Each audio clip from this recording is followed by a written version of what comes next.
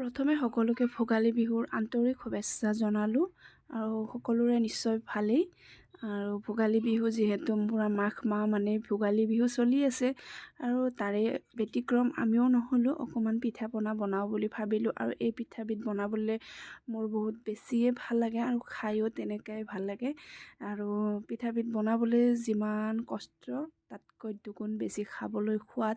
সেয়েহে প্ৰত্যেক বছৰতে বেলেগ সময়ত নহ'লেও এই বিহুৰ সময়ত মানে বেছি নহ'লেও কেইখনমান হ'লেও এই পিঠাবিধ বনাবলৈ চেষ্টা কৰোঁ আৰু এইবাৰো বিহুত বনালোঁ আৰু মানে প্ৰথমে বহুত কিবাকিবি বেমেজালি হৈ গ'ল, মানে চাউলটোৰ ইমান এটা বেছি আঠা নাছিলে।